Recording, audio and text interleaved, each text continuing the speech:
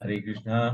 आप सभी लोग का अभिनंदन। और हम सब लोग अपने प्रार्थना को खत्म कर कर हरे कृष्णा प्रभु जी। हरे कृष्णा माता जी।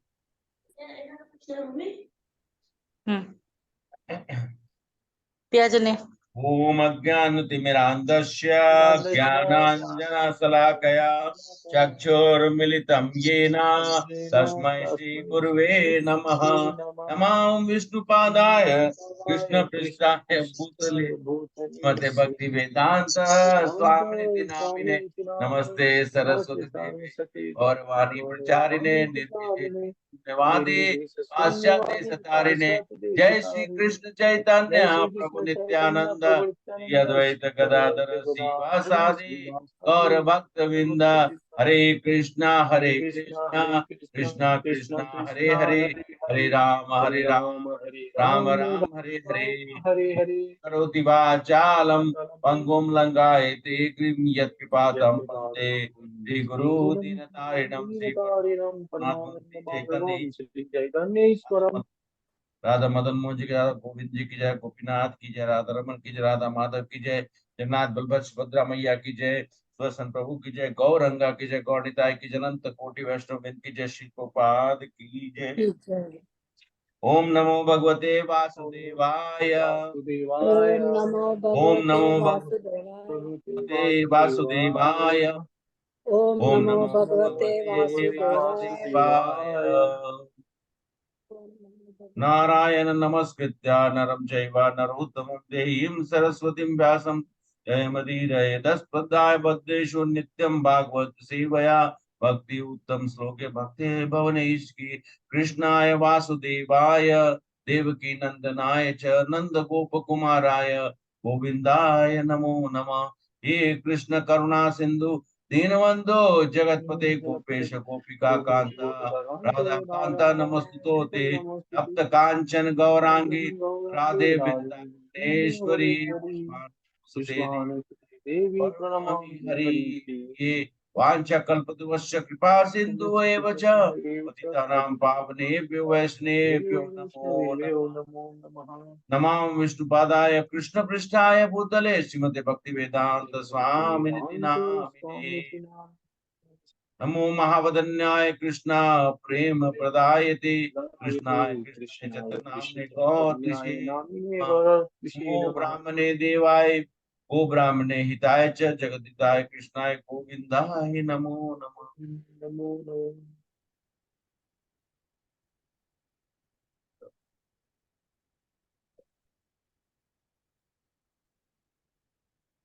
हरे कृष्णा माता जी बहुत थैंक यू सो मच। कल कुछ लोगों ने बलराम जयंती, कुछ और साथ साथ में रक्षाबंधन, तो मैं आप सभी लोग को फिर से सब लोगों ने अपने अपने घर में, और सबसे बड़ी बात है कि इस यज्ञ को जो हम लोगों ने शुरू किया और आप सब लोग इसमें सम्मिलित होकर इस यज्ञ को संपूर्ण करने के लिए अपना योगदान दे रहे हैं। मैं उसके लिए आप सभी लोग का हृदय से नमन करता हूं और अपने हृदय से आप सभी लोग के लिए प्रार्थना भी करता हूँ।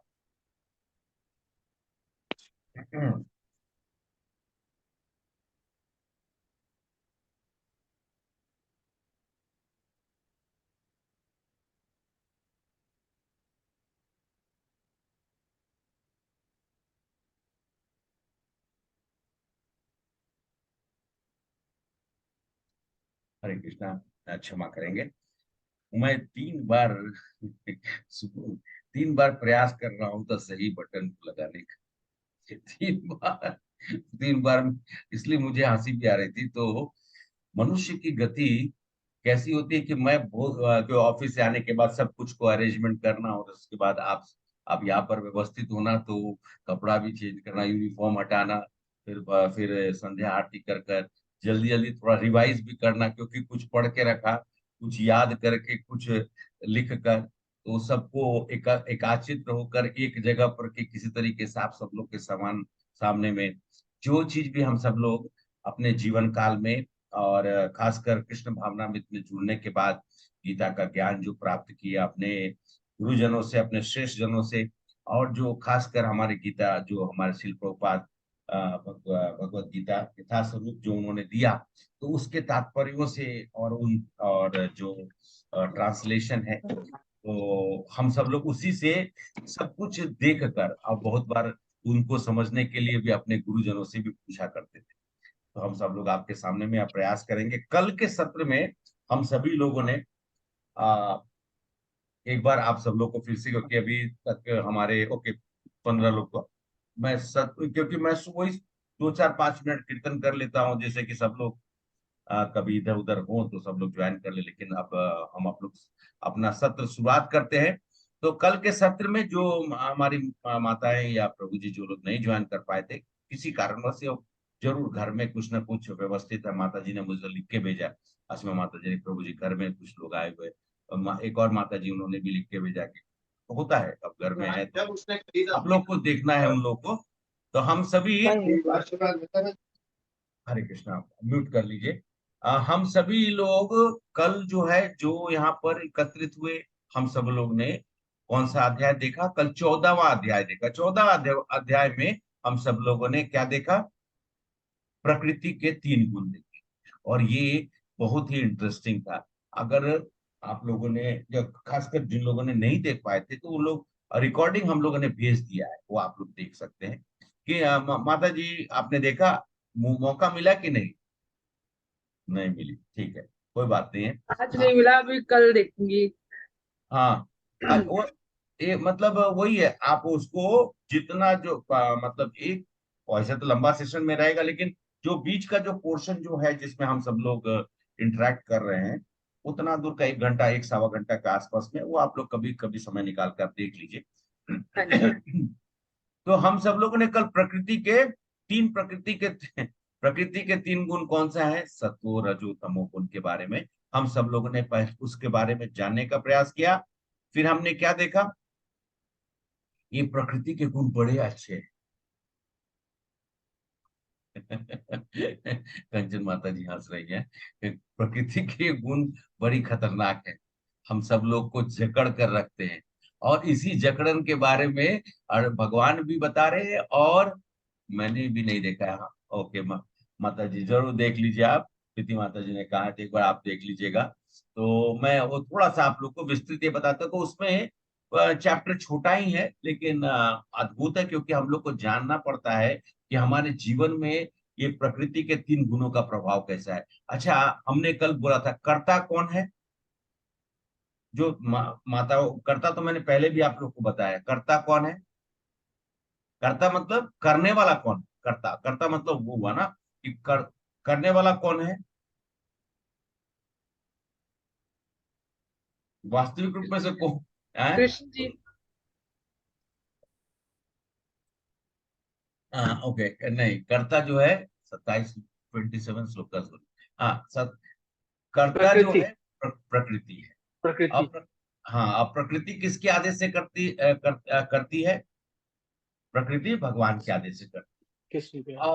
और प्रकृति के प्रभाव में ये 3 जो है प्रकृति के गुण होते हैं।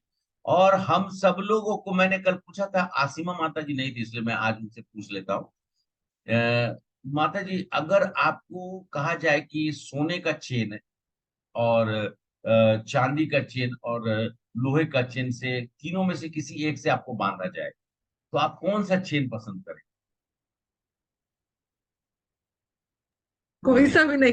कोई सा भी नहीं, ठीक है। तो कल हम लोग ने भी यही डिसाइड किया, हम सब लोग मिलकर, सरोज माता जी, दिनेश प्रभु, रिक्की माता जी और जितने हैं सब लोगों ने, हम लोग यही डिसाइड किया। हम लोग कि कंचन माता जी ने भी कहा कि नहीं नहीं प्रभु जी, कोई कोई भी हम लोग चेन से बंधना नहीं है। तो ये तीनों जो है हम सब लोग को बांध के रखे हुए हैं।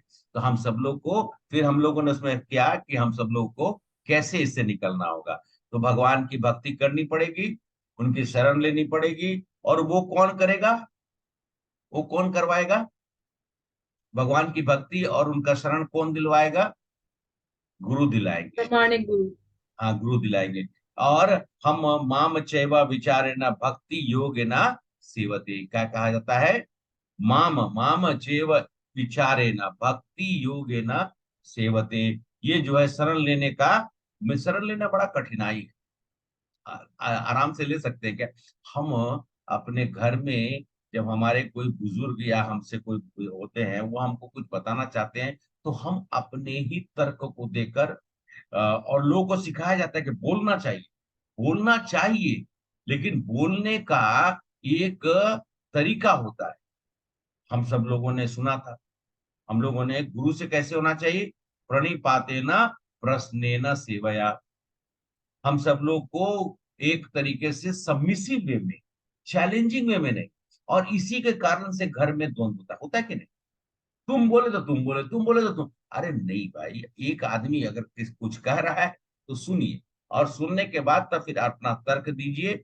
और गुरु जब हो तो उनको तर्क देना नहीं, उनका जो है वो जब बताए तो सुनने के बाद आपके मन में जिज्ञासा हो तो वो प्रश्न आप पूछ सकते हैं, लेकिन प्रश्न सेवा के भाव में, प्रश्न सबमिशन के, चैलेंज करने के लिए। गुरु को सब ज्ञान, गुरु जो हमारे सामने में जब प्रकट होते हैं तो वो किसका रिप्रेजेंटेटिव है?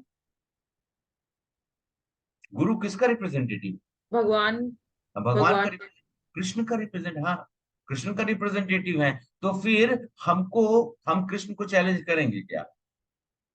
उन्होंने तो अपनी साधना भक्ति से अपने आप को परिपूर्ण कर कर और हम सब लोगों को ज्ञान देने के लिए आए हैं। और गुरु वही हैं। आप लोग को बताया था गुरु क्या करते हैं। गुरु जो है क्या करते हैं? गुरु, जिस दिन मैंने आप लोग को बताया था, जिस दिन मेरी नाम दीक्षा हुई, उसी दिन गुरु ने मेरे पूरा का पूरा जो पीछे का जितना भी मोटरी गठरी, वो सब जो इन नहीं दिखता है, वो दिखने वाला नहीं है, लेकिन बहुत भारी है। उसका वजन इतना ज्यादा है कि हमारा कमर टेढ़ा हो रहा है। उसको गुरु ले लेते हैं, भगवान के आदेश से उसको ले। कृष्ण कहते हैं, वही कहते हैं ना कि सब कोई तुम मेरे शरण में आओ ना, तो शरण दिलवाएंगे कौन? तो भगवान इस यही गुरु हमारे हमको शुद्ध कर दे। हमारा जो जन्म होता है, जैसे एक छोटे बच्चे का, उसको कहा जाता है कि उस जन्म के समय में सब कुछ से निपुण होता है, लेकिन हमारा जब वो जो जन्म होता है, द्विज जन्म जिसको कहा जाता है, उस समय में गुरु हमारे सब कुछ लेकर हमें एक स्वच्छ जीवन दे देते हैं। उसके बाद क्या बोलते हैं कि भगवान की भक्ति करिए।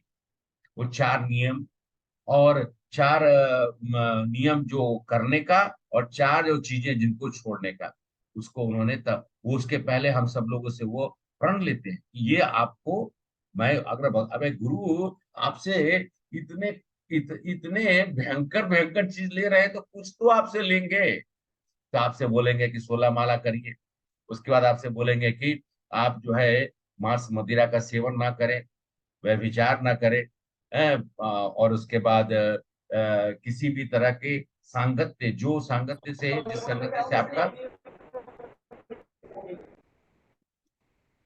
हरे कृष्ण।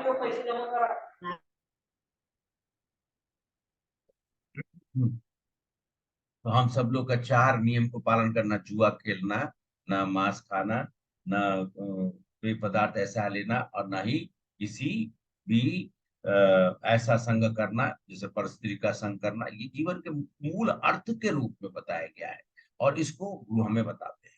तो इस तरीके से हम सब लोगों ने देखा, और हमें बताया जाता है कि ये भौतिक जगत में जब मनुष्य आता है, तो मनुष्य इन तीन प्रकृति के प्रभाव के कारण भक्ति योग नहीं कर पाता है। उसको अभी भी, मैं आज आप लोग को एग्जाम, आज ही का एग्जाम्पल बता। आज जो है, मैं ऑफिस में बैठा हुआ था, मैं बात कर रहा था, तो एक व्यक्ति ने कहा कि आजकल आजकल वेजिटेरियन फूड में खाली पनीर ही मिलता है, कुछ भी वो पनीर मिलता है। तो मैं चुपचाप मैं मुस्कुरा रहा था, क्योंकि आज माता जी ने वो मटर पनीर बना के दे दिया था, तो मटर पनीर और रोटी खा रहा था मैं। अब जो प्रसाद है उसको खा रहे हैं, तो मैंने कुछ नहीं बोला, मैं चुपचाप रहा। तो फिर बाद में उन्होंने कहा कि लोगों को ये नहीं समझ में आता है कि वो पनीर जो होता है, वो पनीर जो खा रहे हैं। तो फिर मेरा मेरा उसके बाद थोड़ी देर के बाद मेरा दिमाग जो है लगा कि अब इनको जवाब देने की जरूरत है। वैसे उम्र में मेरे से बड़े हैं, वो बोलते हैं क्या, क्या बोलते हैं वो, कि मैं बोला कि देखिए, ये पनीर तो जो बन रहा हम सब लोग जानते हैं, ना हम मेहनत कर ना गौ पालन करना चाहते हैं। तो बोलते क्या है, अरे गौ की बात करते भैंस का। हम बोले कि भैंस, हम बोले कि कृष्ण ने क्या लेके आए थे, कृष्ण किसको लेके आए थे। मुझे उस समय में गुस्सा आ गया। कृष्ण तो, कृष्ण का नाम क्या है, गोपाल, गोविंद। उन्होंने तो गौ माता को लाया था ना, उन्होंने किसको किसको लाया था, उनके दो, उनकी मौसी है, उनकी माँ का रूप, मतलब उन्होंने कामधेनु को लाया, और किसको लाया, सुरभि गाय। और तो भैंस को तो नहीं लेके आया था, भैंस को किसने लेके आया भाई। हमने तो सुना, शास्त्र में तो मालूम है नहीं है। लेकिन भैंस भी एक जानवर है जिसका दूध, आजकल लोग यहाँ पर आंध्र प्रदेश में जहाँ मैं रह रहा हूँ, यहाँ पे आसपास में कुछ प्रचलन चला हुआ है, गध, मतलब गधा, मतलब गधी, सॉरी, गधे का दूध पीने। गजब हाल है भाई। कुछ लोग बकरी का दूध पी रहे हैं, कुछ लोग, मतलब कि मतलब बोलना बेकार की चीज है, लेकिन मैं सुन के मैं बोले कि गौ माता का सेवा नहीं करना, और उसके बाद आप बता रहे हैं, अरे हम सब लोग तो घर में कम से कम दूध से पनीर बनाकर उसके बाद उसका जो सब्जी है खाते हैं, क्योंकि हम लोग भगवान को चढ़ाना होता है। तो वो हो सकता है, लेकिन मान लिया जाए कि डेयरी से ही कोई लेके आता है, हम सेवा करना चाहते नहीं। और उसके बाद गौ माता का जब बात, गौ माता का दूध गर्म होता है, ये किस मूर्ख ने कह दिया। वो व्यक्ति मुझे ये बोल रहा है कि नहीं वो तो दही अच्छा नहीं होता है। हम बोले कि आपको दही जमाने ही नहीं आता है, और आप गौ माता को दोषारोपित कर दिए। अरे गौ माता के ऊपर में आप काहे दोष लगा रहे हैं। गौ माता का दूध जो है हम सब लोगों के लिए अमृत है, और जिसने नहीं जाना उसकी वो मूर्खता है। मैं बोला कि अगर आपको अभी भी लगता है कि मैं गलत बोल रहा हूं, तो कृपया करके बहुत सारा जर्नल से पता कर लीजिए। आज हम सब लोग प्रयास, मेरे गुरु जो हैं, जो हमारे हिज होलीनेस भक्ति राघव स्वामी महाराज, वो प्रयास कर रहे हैं पूरे दुनिया में काउ प्रोटेक्शन की। गांव अलग अलग से अलग अलग गांव, कंट्री, आपको तो मालूम है, आजकल लोग, मतलब कभी कभी आंखों से आंसू निकलती है जब गौ माता को मार के कोई खा, कोई अपने माँ को मार के खा सकता है। सात माताएं हैं, सात माताओं में एक जो हमें जन्म देती, एक उसमें से फिर गौ माता है। माता तो दूध पिलाती है, उसमें तो गौ माता जब तक जिंदा रहती हैं, जब तक उनका दूध, तब तक वो दूध हम लोग को देती है। उसके अलावा हमारी और भी जितनी माताएं हैं जिनका हम सब लोग शास्त्र में जानते हैं, तो उसमें से गौ माता एक हमारी माँ है।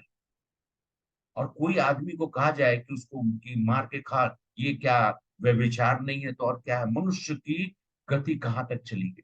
खैर, कमिंग बैक टू, मैं मैं भावनाओं में बह गया, क्योंकि आज के समय में ऐसा हो रहा है। तो अब भगवान, हे अर्जुन, भगवान कहते, हे अर्जुन, यहाँ ये जगत जो है, ये जगत, बहुत बोलते हैं जगत मिथ्या, ब्रह्म सत्य जगत मिथ्या। ये जगत मिथ्या है या सत्य है? आप सब लोग से मैं ये पूछा कि जगत मिथ्या है या सत्य है?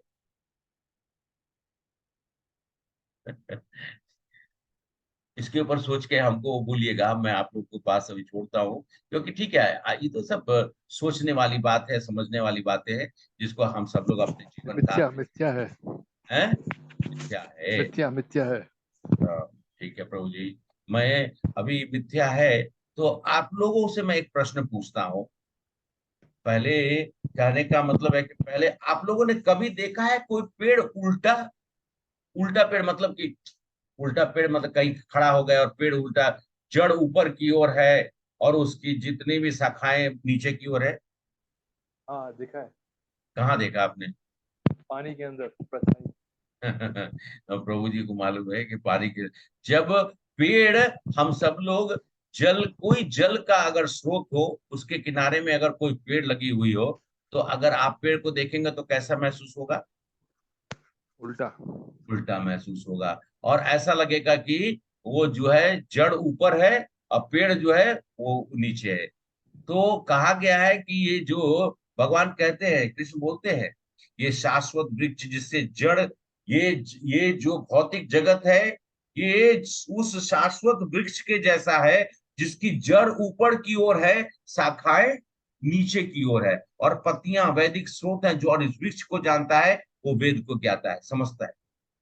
तो कहने का मतलब यह है कि इस भौतिक जगत के बंधन की तुलना अशाश्वत वृक्ष से की गई है। शाश्वत और अशाश्वत, अशाश्वत मतलब जो हमेशा के लिए नहीं रहता। जो व्यक्ति सकाम कर्मों में लगा है उसके लिए इस वृक्ष का कोई अंत नहीं है क्या? जो सकाम कर्मों में लगा, हम सब लोगों ने पढ़ा था ना, सकाम कर्म मतलब पुण्य प्राप्त करने की कोशिश करना है। सकाम कर्म करेंगे तो कहां तक जाएंगे? हरे कृष्णा। सकाम कर्म करेंगे, इतना तो आप लोग याद कर लीजिए, सकाम कर्म करेंगे तो कहां जाएंगे? सकाम कर्म करेंगे तो स्वर्ग लोक, स्वर्ग तक जाएंगे। हाँ स्वर्ग लोक पे जाएंगे। और और विकर्म करेंगे मतलब उसका उल्टा, सकाम और विकर्म। और तीसरा जो है अकर्म है। पहले विकर्म की बात कर लेते हैं। गलत काम करेंगे तो कहाँ जाएंगे? नरक में। नीचे का लोक में जाएंगे। कल विकर्म के मैंने लिए आप लोग को, कल आपको 7 लोगों के बारे में बल बताया था। सुताल लोक को छोड़कर, सुताल लोक में बलि महाराज रह रहे हैं, और वो सुताल लोक स्वर्ग लोक के जैसा ही है। लेकिन यही है कि उसको नीचे इसलिए क्योंकि बलि महाराज जो है वो राक्षस कुल में जन्म हुए थे, तो अंततः उनको उस वो जगह दिया गया है। लेकिन वहां पे भी भगवान विराजमान, सुताल लोक एक अलग लोक ही है। लेकिन हम लोग बता नीचे के लोक में जाएंगे, और हो सकता है 28 नरक के लोक भी है, वहां पे हो सकता है कि हम सब लोग को जाना पड़े। उसलिए वृक्ष, और ये शाखा दूसरी दूसरी से तीसरी में घुमा हुआ है, ये लपेटा हुआ है एक तरह से इस जगत रूपी। और ये जो लपेटा हुआ है ये किसका प्रतीक है? कल हमने क्या पढ़ा था? प्रकृति के 3 गुण, तो एक दूसरे तीसरे में लपेटे हुए हैं, और हम सब लोग उससे बंधे हुए कठपुतली के जैसे हैं। और हम सब लोग इसी वृक्ष से आसक्त है, और हमारा मुक्ति होने का कोई संभावना नहीं है। वैदिक स्रोत जो हमारी आत्म उन्नति, वैदिक स्रोत मतलब जो वैदिक हमारा जो वैदिक संस्कृति है, जिस वैदिक हम लोग सनातन धर्म की जो बात करते हैं, वैदिक स्रोत जो है हमारी आत्म उन्नति, हमारे ये आत्मा की उन्नति के लिए यही इस वृक्ष के पत्ते के स्वरूप में होती है। इस वृक्ष के जड़ें ऊपर की ओर बढ़ती है, क्योंकि वह ब्रह्मांड के सर्वलोक, सर्व उच्च लोक से प्रारंभ होती है, जहां पर ब्रह्मा स्थित है। कल मैंने ब्रह्मलोक आप लोग को दिखाया था सबसे ऊपर। क्यों क्यों ब्रह्मलोक तक बात कर रहे हैं? क्योंकि हम सब लोगों का अगर सृजन किसने किया है? हम लोगों का इस ब्रह्मा जी ने ब्रह्मा जी ने। किया। ब्रह्मा जी ब्रह्मा ने जी ने। भगवान के आदेश। कौन से भगवान, कौन से विष्णु? ब्रह्मा जी को कौन से विष्णु ने आदेश दिया था? मैंने कल दिखाया था आप लोगों को ना। गर्भवती। गर्भोदक। हाँ मेरी माता जी ने बोला गर्भोदक्षाई विष्णु ने। और जब वो हो जाता है, ब्रह्मा जी प्रवेश करके जब सृष्टि का जब निर्माण करने लगते हैं, तो उसमें कौन से भगवान फिर प्रवेश करते हैं?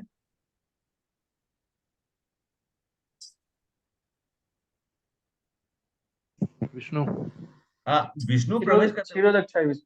क्षीरोदक्षाई विष्णु, क्षीरोदक्षाई विष्णु। जो क्षीर सागर, याद रखिए क्षीर सागर मतलब दूध का सागर। जिस सागर में भगवान रहते हैं उसका नाम है क्षीर सागर। तो क्षीर सागर से क्षीरोदक्षाई विष्णु। तो भक्ति का मूल सिद्धांत है सर्वोकृत। देखिए सर्वोकृत हम सब लोगों ने 13वें अध्याय में पढ़ा था कि भक्ति मूल सिद्धांत है, और मूल सिद्धांत भौतिक कार्यों से विरक्ति और भगवान की दिव्य सेवा में। अब अगर भौतिक कार्यों से विरक्ति होगी तो भगवान के दिव्य सेवा में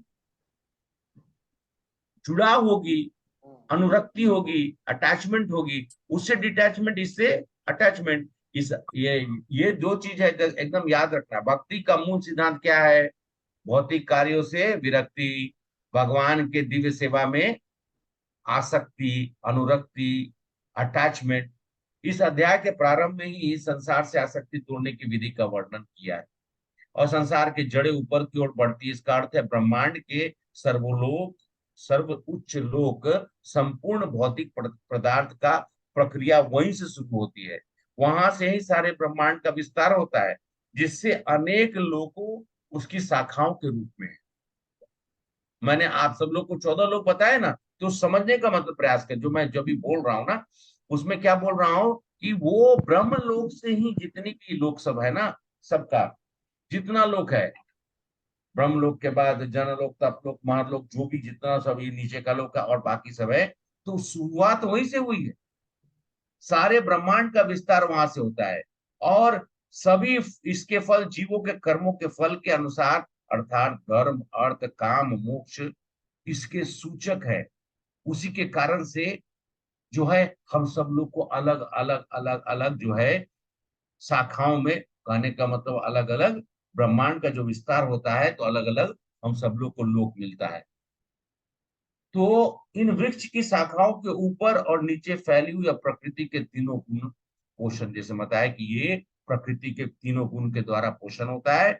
और इसकी जो टहनियां है ना, ब्रांचेस, जो पेड़ की जो टहनियां है, वो इंद्रिय विषय, इंद्रियों के रूप इंद्रिय, और इस वृक्ष की जड़ें नीचे की ओर जाती है, जो मानव समाज को सकाम कर्मों से बांध के रखी हुई है। आप बोलेंगे प्रभु जी सकाम कर्म तो अच्छा ही होता है, सकाम कर्म अच्छा होता है मतलब, या फिर नहीं होता है? हरे कृष्णा। हरे कृष्ण प्रभु। हाँ, सकाम कर्म सोने वाली जंजीर। सकाम कर्म जो है, आप सब लोगों को मैंने अच्छा होता है। बताया ना, एक मिनट, सकाम कर्म प्रभु हमने, हाँ बोलिए माता जी, बोलिए आप। हाँ बोलिए। आपने बताया था कि जैसे स्वर्ग लोक में जो लोग जाते हैं तो जो उनके अच्छे कर्म होते हैं की वजह से वो जाते हैं, लेकिन जब वो कर्म खत्म हो जाते हैं तो जैसे घड़ा खाली हो गया तो वापस फिर वो धरती लोक पे आते हैं।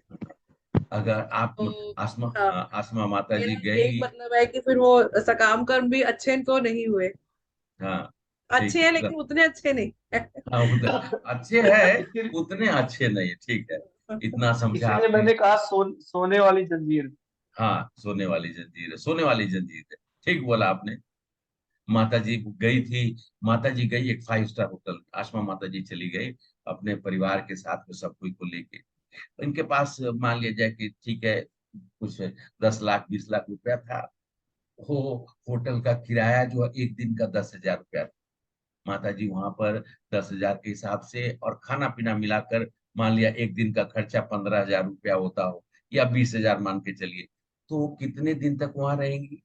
वहां उन्होंने जितना दिन तक 10 लाख रुपया जो डिपॉजिट था खर्च हो गया, जैसे ही खत्म हुआ तो माता जी को संदेश आ गया, फोन आया, आपका जो है आज खत्म हो गया है, कृपया करके आप यहाँ से प्रस्थान करें। तो यही वाली हाल है स्वर्गलोक में, और कुछ नहीं कर सकते हैं, वापिस धड़ाम से सीधा नीचे। जैसे नीचे गिरे, तो अभी मैंने आप लोग को बताया, अभी कौन सा युग चल रहा है? अभी कौन युग चल रहा है? कलयुग। अच्छा, अभी सतयुग चल रहा है। सीता माता जी बोलेंगे प्रभु जी ऐसा मत बोलिए आप, नहीं, सत्य है। भगवान चैतन्य महाप्रभु आकर हम लोगों को 10,000 साल दे के गए हैं सतयुग का।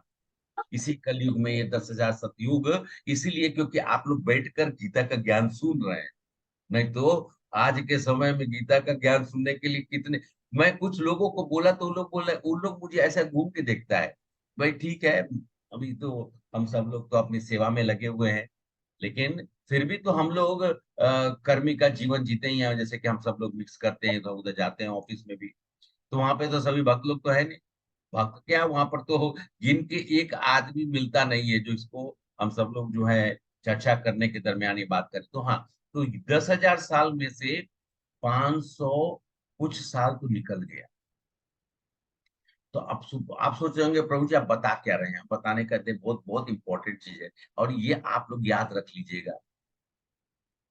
10,000 साल में से गया। अच्छा, जब आप स्वर्गलोक में जाते, स्वर्गलोक के बारे में मैंने बताया था, स्वर्गलोक का एक दिन कितना दिन के बराबर होता है हमारा मनुष्य लोक के से, ये जो एक भूलोक साल। का?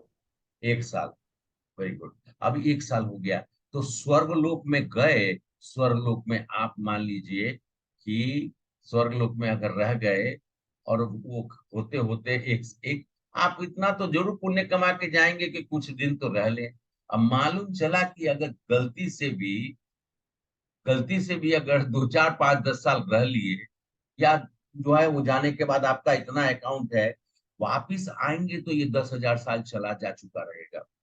और कलयुग की जो हम सब लोग पढ़ते हैं, श्रीमद् भागवत में पढ़े हैं, और जो हम लोग जानते हैं, शास्त्रों में दिया है कि कलयुग जैसे जैसे आगे की ओर बढ़ेगा वैसे वैसे विभक्त होता जाएगा।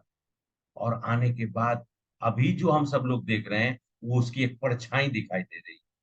आगे और क्या होगा इसका आप सब लोग कल्पना कर सकते हैं। तो हम सब लोग को स्वर्गलोक नहीं जाना है, ठीक है। तो सकाम कर्म ना करके हम, हमारा काम सिर्फ है अकर्म भगवान। क्योंकि हम सब लोग अगर इस ब्रह्मांड में रहेंगे तो पुनरुपि जन्म पुनरुपि मरण, आज मान लिया स्वर्गलोक से ऊपर ही चले गए, हम लोग बहुत तपस्या किए, जनलोक या तपलोक में चले गए, फिर भी वापिस आना है। ब्रह्मा जी की भी आयु है, उनकी भी आयु है 100 वर्ष की, मनुष्य की भी आयु 100 वर्ष की, लेकिन उनकी 100 वर्ष की आयु जो है वो करीब करीब 3 ट्रिलियन या बिलियन ट्रिलियन ईयर्स में है।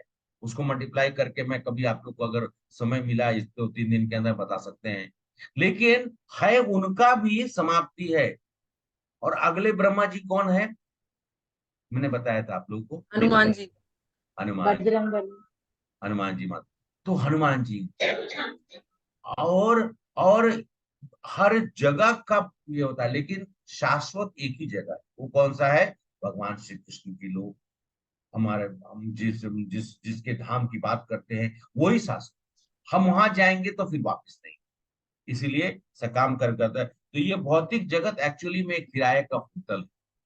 हम अंदर जाते हैं, हमें बहुत कुछ पसंद नहीं, जैसे मान लीजिए आपको अभी आसमा माता जी के बारे में बोला, मैं उन्हीं का एग्जाम्पल लेता हूँ। गई, बच्चों के साथ गई और सब लोग के साथ गए, वहां पर जाकर उन्होंने देखा ये सामान ना रूम के अंदर में गई, तो बोले कि उनको पसंद नहीं आया। बोले भाई साहब इसको निकाल दो, इसको दूसरा रिप्लेस करो। ये पर्दा पसंद है, पर्दा को बदल दो।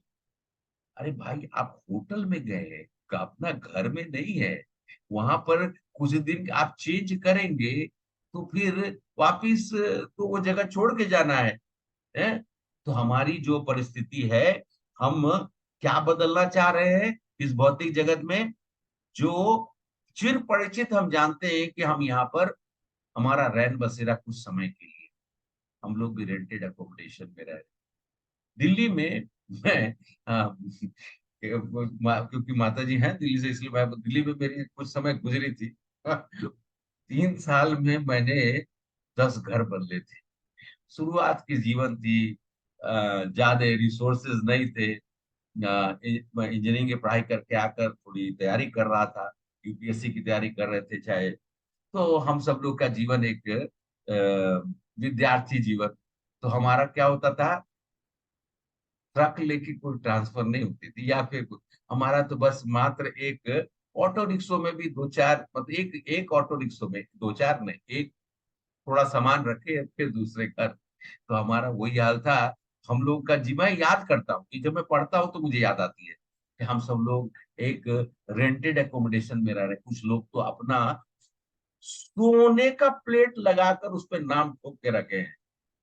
जिस दिन जाएंगे तो लोग उसमें से निकाल लेगा, वो सोना बेच लेगा, पैसा ले लेगा। अब बाद में वहां पे कुछ और नाम हो सकता है कि मार्बल लगा दे या जो भी लगाना हो, जो भी करना हो। तो हम सब लोग यहाँ पर इस होटल में उतने ही दिन तक रहेंगे जितना दिन तक हमारा समय लिखा हुआ है। हम परमानेंट बनाना चाहेंगे तो नहीं बना सकते। बना सकते आप लोग में से कोई आदमी बताइए जो परमानेंट बना सकता हो इसको। देखिए, एक स्टोरी बता देता हूँ। वो स्टोरी ये है कि एक राजा था। राजा बहुत बीमार हो गया, बीमार हुआ। और उसके उसके उसके अच्छा, वो राजा ऐसा था जिसके बारे में कहा जाता कि वो विश्व विश्व को जीतने के लिए निकला था। और उसने बहुत लोगों को हराकर और बहुत लोगों को परतंत्र कर कर और बहुत सारी चीजों को इकट्ठा कर कर, जो मान लिया जाए कि उसने पूरे ऐसा। और एक जगह पर पहुंचने के बाद उसकी तबीयत बहुत खराब हो गई। अनेकों चिकित्सक उसके साथ जाया करते थे, डॉक्टर्स जो है अनेकों जाया करते थे। सब लोगों ने पूरा देख लिया और दिन प्रतिदिन उस राजा की तबीयत और खराब होती चली गई। और अंत समय आ गया। तो राजा के सामने में किसी की हिम्मत नहीं थी जाने का। वो उसने अपने जनरल को बुलाया और दो चार और सहायक लोग को बुलाकर कहा कि मेरी जब अस्थि निकले, तो उन लोग घबरा रहे थे। बोले कि मेरी जब अस्थि निकले तो मेरा ताबूत में से पहला तो तुम लोग ये करना कि जितने चिकित्सक हैं, जितने भी मेरे देख रेख करते हैं चिकित्सक हैं, सब लोग को बोलना कि मेरी ताबूत को उठाएंगे। उसके बाद मेरी ताबूत में मेरी हाथें बाहर निकाल दो, दोनों हाथ बाहर निकाल दो। अब ये लोग थर थर कांप रहे हैं, जो लोग जिनको बताया जाए, जो विश्व विजयी राजा आज आदेश ये दे रहा है, मेरे हाथ ऐसा निकाल देना, डॉक्टर को बोलना, चिकित्सकों को कि वो हमें उठाए, और जिस रास्ते से मैं गुजरूं पूरा रास्ता में जो भी मैंने ये धन दौलत एकत्रित किया है, सोना चांदी जवाहर हीरा मोती जो भी है, सबको उस पर डाल। तो ये कैसे कर सकते? बोला कि मैंने जो कहा उस आदेश का पालन होना चाहिए। और तब आप सोच रहे हैं, और राजा ने जो आदेश दिया, तो किसी ने पूछा, हाथ जोड़कर उन्होंने कहा कि कृपया करके हमें ये बताइए कि आप ये करना क्यों चाहते हैं। तो बोले कि मैं चाहता हूं कि जगत देखे कि इन चिकित्सकों ने, जिन्होंने मेरा ध्यान रख रहे थे, उनके देखने के बावजूद भी मैं बचा नहीं। और मेरे हाथ बाहर इसलिए है कि मैं जा रहा हूं, जिसने जगत के ऊपर मैं विजय प्राप्त करने का प्रयास किया, उसके हाथ खाली। और जो भी है मेरा, जिसके ऊपर मैंने अपना अधिकार जमा रखा था, वो सामने में बिछा हुआ है, उसके ऊपर में मेरा कोई अधिकार नहीं। हम सब लोग इस चीज से अपने जीवन में एक तो कम से कम ये अभिप्राय तो ले सकते हैं कि हमारा कुछ भी नहीं, हम इस जगत में आए हैं। हम सब लोग जैसे कहे ना कि रेंटेड एकोमोडेशन, हम लोग आए हैं, हमारा समय है, हमारा काल है। हम उस समय के दरमियान में हम सब लोग गीता का हम अपना अभी तक 14 अध्याय कर चुके हैं। भगवान ने कहा सब कुछ त्याग करके हमारे शरण में आओ। हम 18वें अध्याय का एक 66 श्लोक है, बहुत फेमस है। भगवान कहते कि मेरी शरण में आओ, मैं तुम्हारा सब कुछ, मैं तुम्हें मुक्त करूंगा और तुम्हें मैं मोक्ष। हमारे जीवन का उन्मूलन यही हम सब लोगों का जो है वो लक्ष्य होना चाहिए।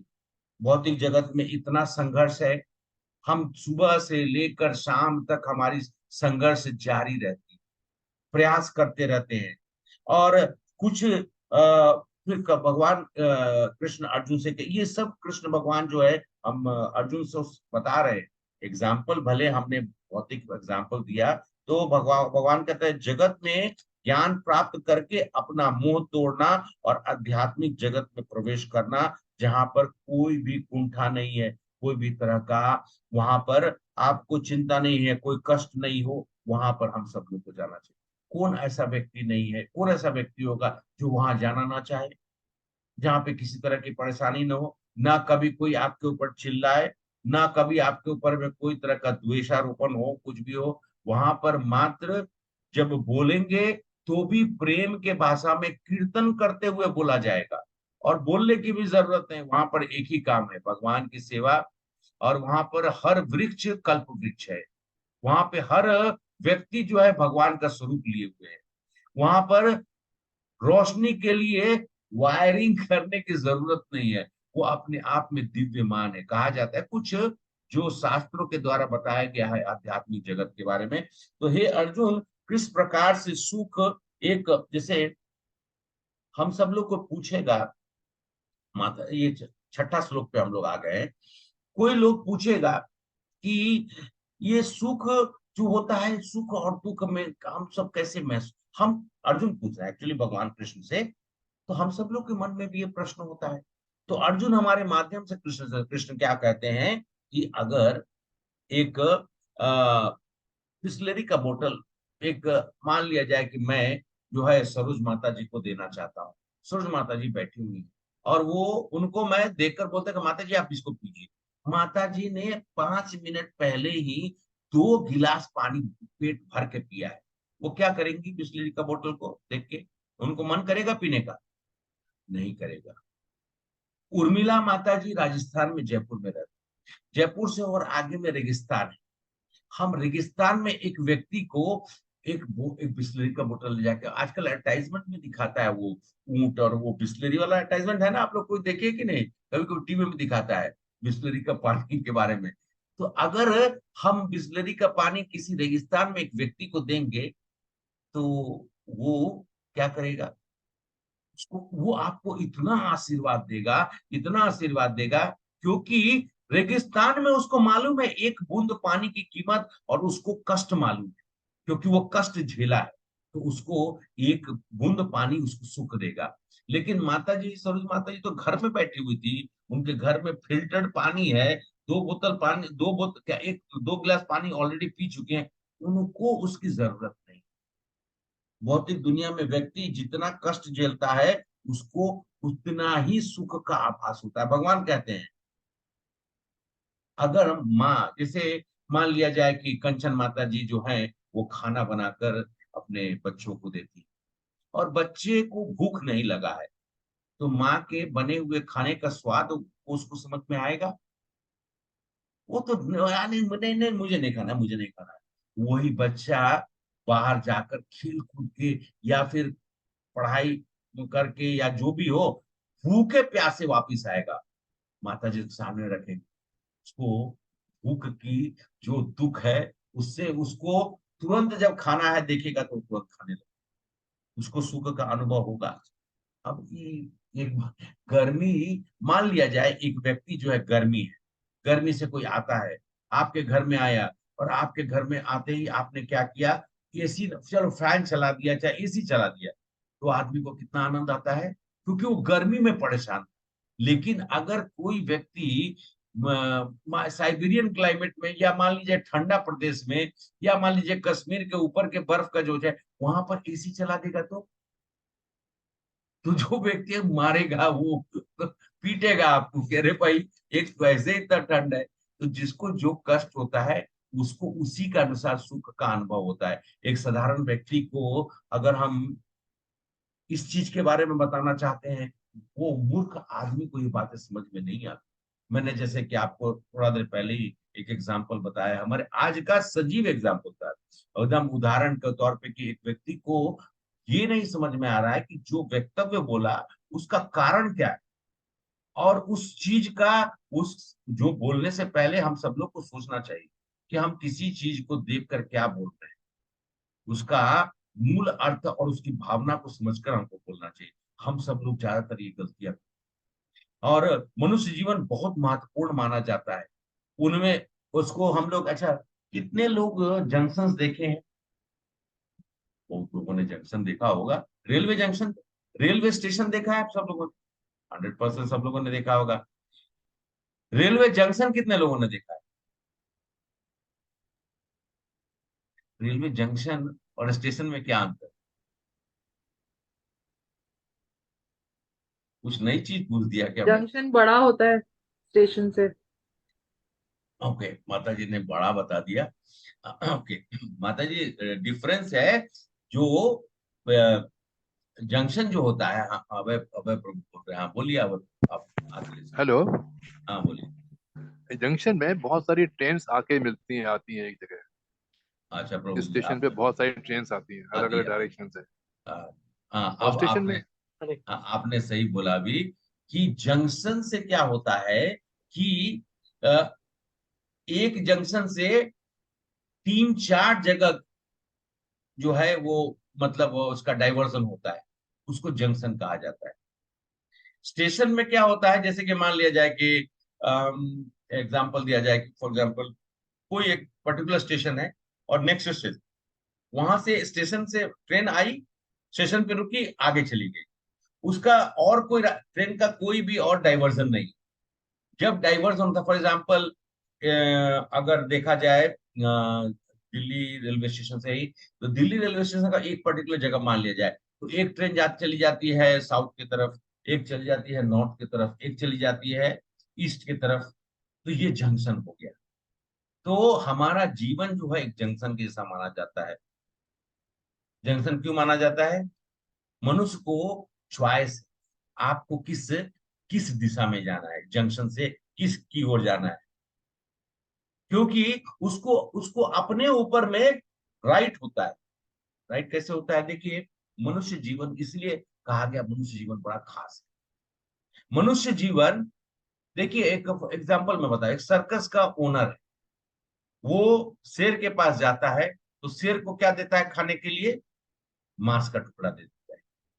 और वही अंदर में एक, मान लिया जाए गाय, गौ माता है अंदर में है, तो वहां जाते तो क्या करता है वो जाएगा तो घास दे देगा खाने के लिए। गौ माता के लिए घास खाना है, शेर के लिए मांस खाना है। और वही ओनर जो है बाहर निकलता है और होटल में जाता है खाने के लिए, तो वहां पे वेटर आके पूछता है क्या, घास या मांस? मतलब वेजिटेरियन है नॉन वेज? तो मैं ये पूछता है, मतलब उसको च्वाइस है। तो हम सब लोग को कौन सा चॉइस को ढूंढना है, ये हमारे ऊपर होता है। हम सब लोग भी ये दुनिया भी एक सर्कस ही है। एक पिक्चर था, बता रहा था कि दुनिया सर्कस है, सर्कस में हम लोग अलग अलग पात्र करने आए हैं। बात तो वो सही बोला था। वही चीज को हम देख रहे हैं कि वही ओनर एक जगह पे आकर डिसीजन लेता है और वही ओनर फिर उधर तो हम दोनों तरफ में उसको डिसीजन लेने का भगवान ने अधिकार दिया हुआ है। लेकिन हम सब लोग अपने जीवन में इस अधिकार का सही इस्तेमाल करते हैं? करते हैं कि नहीं? नहीं करते। गलत, हम सब लोग को ध्यान रखना चाहिए कि हम ये श्लोक जो है 8वां श्लोक की मैं चर्चा कर रहा हूं कि गलत काम में न फंसे, हमेशा सतर्क रहें। मनुष्य जीवन अनमोल है। अर्जुन के मन में प्रश्न होता है कि मृत्यु के बाद क्या होता है? मृत्यु के बाद क्या होता है? यह पुनर्जन्म क्या होता है? मनुष्य, भगवान कहते हैं, हे अर्जुन, 9 श्लोक में, 9 श्लोक को क्या बोलते हैं? श्रोत्र चक्षुस्पर्शन च रसनाघ्रावमेव च अधिष्ठाय मनश्च अधिष्ठाय मन च विषयान उपसेवते। तो क्या बोलते हैं भगवान? इस प्रकार दूसरा स्थूल शरीर धारण करके जीव विशेष प्रकार का कान, अभी पुनर्जन्म के बारे में भगवान बता रहे हैं। हे अर्जुन, जो व्यक्ति पहले कोई और स्वरूप में था, वो अगला स्वरूप कैसा होता है? उसका आंख, नाक, कान और उसकी जो भी त्वचा या इंद्रिया जो भी हैं, वो सब अलग है। वो मन के चारों सुस्पंजित है। इस तरह से उसके इंद्र विषय विशिष्ट समुच्चय का वो होता है। कहने का मतलब है पुनर्जन्म, मतलब आपका जन्म तो पुनर्जन्म होना ही है, 100% है। इसमें कोई भी तात्पर्य में ये बताया गया है, भगवान कहते हैं कि हम सब लोग का पुनर्जन्म किसके लिए किस कारण होगा? वो हमारे किस कारण होगा हमारा पुनर्जन्म? कर्मों। कर्मों के आधार पे होगा। और हम सब लोगों ने कल देखा था, हमारा, हम सतोगुण में होंगे तो कहाँ जाएंगे माता जी?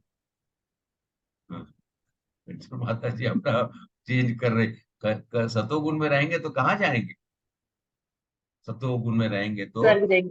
ऊपर के लोक में, स्वर्ग लोक पे जाएंगे। तमोगुण रजोगुण में रहेंगे तो धरती पे रहेंगे। रूप कौन सा मिलेगा वो मालूम। और जो तमोगुण में रहेंगे, वो निश्चित है कि उनको कोई ना कोई पशु का ही योनि मिलेगा, जो व्यक्ति तमोगुण में रहेगा। हम सब लोग, कितने लोग इस तरह का, मतलब अपना जो है रीबर्थ इस तरह का चाहते हैं? अगर कभी आप लोगों को थोड़ा भयभीत होना है, तो बाहर में कभी कोई ना खड़े होकर सुअर को देख लीजिए। सुअर की क्या गति रहती है, वो नाली में, उसको उसको नाली में इतना आनंद आता है कि वो लेटा रहता है। वो नाला है, गंदगी पूरी बहती रहती है, लेकिन उसी में उसको आनंद आता है। तो हमारी अगर ऐसा जन्म हो, सोचकर आपके मन में कैसी कैसी भावना आती है। या फिर हम और भी जानवरों के बारे में सोचें, और पेड़ के बारे में, पेड़ के बारे में आप लोग का कुछ विचार है? जितने भी लोग अपने शरीर पे कम वस्त्र पहनते हैं। सुनिए, प्यार ध्यान से सुनिए, माताएं और प्रभु जी, जितने लोग अपने शरीर पर कम वस्त्र पहनते हैं, उनका जन्म जो है, लोग बोलता है अरे ये पेड़ तो 5,000 साल पुराना है, ये पेड़ तो 10,000 साल पुराना है। अरे उस पेड़ का कष्ट सोचिए, उसके अंदर में एक आत्मा है। 10,000 साल से गर्मी, धूप, बारिश, हर तरह का जो है वह समय का जो बदलाव है वो झेल रहा है। पतझड़, ये आप क्या सोचते हैं कि पेड़ बड़ा खुश है क्या? बहुत आनंद दे रहा है, ठीक है, उसका कॉन्शियसनेस बहुत कम होता है, लेकिन उसमें भी एक आत्मा है। भगवान ने क्या कहा, मैं चर्चा सब में मैं रहता हूं। उसका जन्म क्यों हुआ? किसी ने अपने शरीर पर वस्त्र नहीं पहना था। इसलिए हम सब लोग को ध्यान रखना चाहिए, जब भी हम कहीं पे भी बाहर जाएं और कहीं पे भी हमारा जो है जब पब्लिक प्लेस में जाए, तो हमारा शरीर बराबर ढका रहना चाहिए। मतलब हमारा शरीर ढका, कहने का मतलब है कि उपयुक्त कपड़ों को पहन कर जाना चाहिए। मैंने आप लोग को इसलिए नहीं बोल रहा हूं कि इस चीज, ये है शास्त्रों में वर्णन है, आपने जो किया है तो आप झेलिए। अब पेड़ तो पेड़ का कोई कोई कपड़ा होता है क्या? सोचिए, विचार करिए, पेड़ का कोई कपड़ा होता है? पेड़ है, पानी, बारिश, ठंडा, गर्मी, सब कुछ उसको झेलना है, उसी शरीर में झेलना है कि नहीं? सोचकर विचार करने की चीज है। अर्जुन पूछते हैं, व्यक्ति क्यों नहीं समझता? भगवान को ये 10वां श्लोक बोलते हैं कि क्यों नहीं समझता मूर्ख को। तो भगवान क्या बोलते हैं कि मूर्ख को समझाना मुश्किल है। अब मूर्ख की परिभाषा आप समझ लीजिए, मैं एक छोटा सा एग्जांपल देता हूँ। ये चैप्टर थोड़ा सा छोटा था, इसलिए मैं थोड़ा ज्यादा ज्यादा चीजों को आप लोग को मतलब कंटिन्यूअसली बोले जा रहा हूँ, जिससे कि आप लोग के मन पे प्रभाव पड़े। क्योंकि हम सब लोग ये जो है पुरुषोत्तम युग, योग का हम लोग चर्चा कर रहे हैं। मैं शुरू में आप सब लोग को नहीं बताया था, अंत में बताने वाला ये था कि शीर्षक हम लोगों ने पढ़ा है पुरुषोत्तम योग, पुरुषों में उत्तम जो योग हम सब लोग को पालन करना चाहिए। तो अंत में हम सब लोग उसको निष्कर्ष निकालकर पढ़कर समापन करेंगे। भगवान बोलते हैं, एक एक प्लेन में कुछ लोग चढ़े और उस प्लेन का हाईजैक हो गया। तो जो है दिनेश प्रभु और ये श्रीनिवास प्रभु, अभय प्रभु, सब लोग जो है, राकेश प्रभु, मैं प्रभु लोग का ही नाम ले रहा हूँ, माता जी लोग का नाम छोड़ दे रहा हूँ, सब लोग चढ़े हुए थे। उनके साथ में रघुनाथपुरी दास प्रभु भी चढ़ गए। वो प्लेन में बगल में बैठ गए। किसके बगल में बैठ गए? ये श्रीनिवास प्रभु के बगल में बैठ गए। अचानक से मालूम चला कि उस प्लेन को अनाउंसमेंट हुआ और सामने में आज 2 आदमी बंदूक लेके खड़ा है, प्लेन हाईजैक हो गया। हमको जाना था दिल्ली, प्लेन उड़ा और सीधा अब बोला उसने क्या, अब ये प्लेन दिल्ली नहीं जाएगी, ये प्लेन लखनऊ जाएगी। तो श्रीनिवास प्रभु जो है एकदम मतलब परेशान, अरे जाना था मुझे दिल्ली, कहाँ लेके जा रहा है? और मैं बगल में बैठा हुआ था, मतलब रघुनाथ दास बैठे हुए थे, तो हम बोले दे ताली, जाना था दिल्ली, देखिए घूमने का मौका मिल रहा है, लखनऊ जा रहे हैं, लखनऊ घूम के आएंगे। वो मुझे देख के मतलब उनके मन में कैसी भावना आई, मूर्ख आदमी। फिर ठीक है, लखनऊ पहुंचते पहुंचते अनाउंसमेंट हुआ, उसने बोला कि भैया लखनऊ नहीं जाएगी, कलकत्ता जाएगी। तो मैं बोला दे ताली। तो श्रीनिवास प्रभु ने बोला ये अरे भाई अभी दे, बोला देखिए अभी कल लखनऊ नहीं, अब हम कलकत्ता भी घूमने जाएंगे। कलकत्ता पहुंचने से पहले अनाउंसमेंट हुआ कि अब हम दुबई जा रहे हैं। तो मैंने कहा 2 ताली। तो श्रीनिवास प्रभु ने बोला कि अब 2 ताली क्यों बोल रहे हो आप? इसलिए कि बिना वीजा, बिना पासपोर्ट हम दुबई जा रहे हैं। उसको, उस आदमी को मालूम नहीं कि यहाँ पे 2 बंदूक लेके खड़े हैं, कब शरीर और आत्मा का विच्छेद हो जाएगा वो मालूम नहीं है। ऐसे लोग मूर्ख होते हैं। तो जो मैं बताया आप लोगों को, ये सत्यता है। मैंने आप लोग को बताया कि मूढ़, यहाँ पर शब्द कहा गया मूढ़। उस मूढ़ व्यक्ति को कुछ लोग बोलेंगे कि नहीं नहीं, ही वॉज एक्चुअली वो सिचुएशन को एनालाइज, अरे सिचुएशन को रघुनाथपुरी दास थोड़े एनालाइज कर रहे थे। वहां पे बंदूक लेके कोई खड़ा है तो आप क्या एनालाइज करिएगा? बिना मतलब की बात हम सब लोग कभी कभी करते हैं। और ये लोग उन्हीं लोग होते हैं जिनको मूर्ख कहा जाता है। मूर्खों के श्रेणी में 100 मूर्ख एक मूढ़ के बराबर होते हैं। और हम सब लोग क्या बोलते हैं और ये होता क्या है, क्यों होता है? ये इसलिए होता है, भगवान कहते हैं कि माया अपहृतम, माया हम सब लोग को अपहरण कर लिया है। हमारा अपहरण जो प्लेन में हुआ है ना, वो माया का ही अपहरण। जब हम माया के प्रकोप में रहते हैं, वो जो दो बंदूकधारी क्या है, माया का स्वरूप है। काम रूपी दुश्मन, वो आप बताइए ना, वो दो व्यक्ति जो हम लोग के साथ में मान लिया जाए, उसको किसी ने आदेश दिया तो वो प्लेन को हाईजैक कर दिया। क्यों?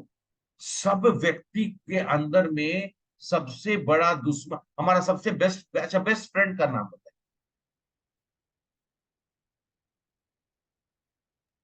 हम खुद अपने बेस्ट फ्रेंड है। हैं?